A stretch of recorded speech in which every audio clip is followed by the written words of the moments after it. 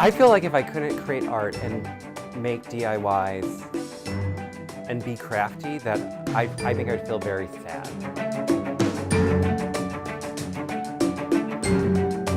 Creating things just makes me feel happy, and making whimsical things and sharing those and inspiring other people to do the same, like, it makes me feel really good. I'm Mark LaFernie, and I'm the owner of slumberingalligator.com. It's a DIY website, and every Monday I put out a brand new DIY project.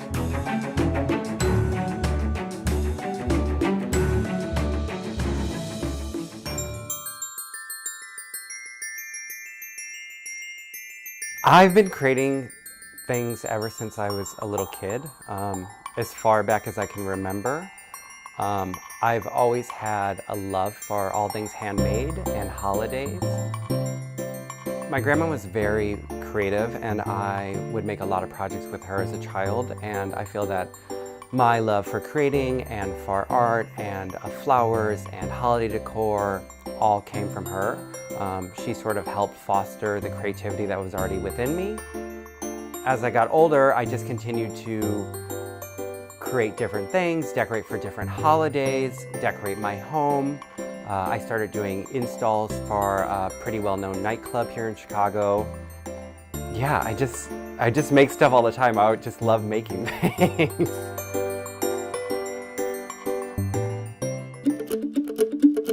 Every year I go downtown to Macy's, and before it was Macy's, I would go downtown to Marshall Fields and check out the window displays for Christmas and look at the Christmas tree.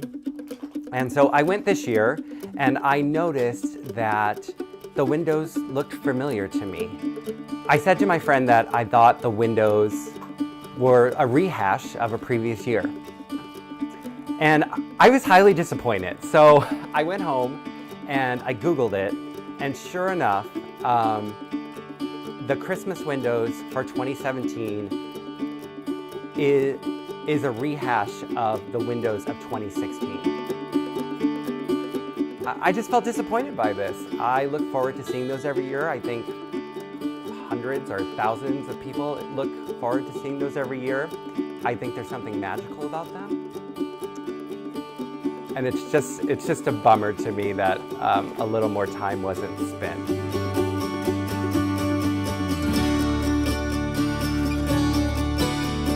And so I went home and I sort of took my disappointment and I'm making it into art.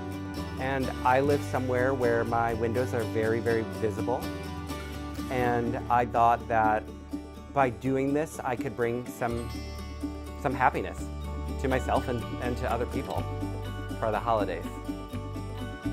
I think it's important that the windows are going to tell a story, so I created a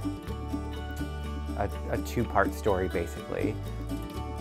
And I sketched it out. I just sketched out my ideas onto a notepad.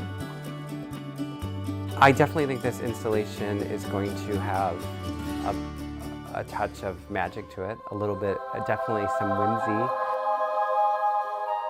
So the story of my windows is basically, it's about an ice queen who lives somewhere in the woods in an ice castle.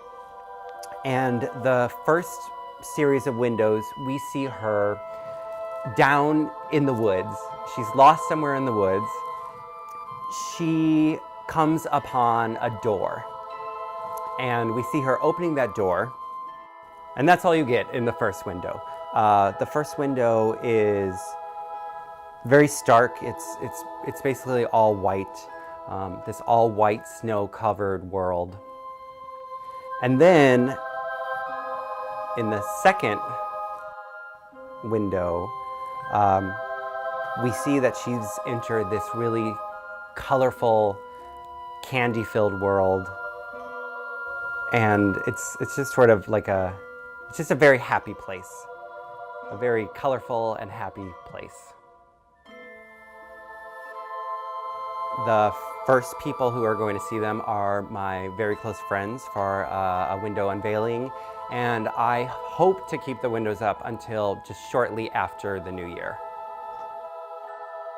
I really hope it brings a smile to some people's faces.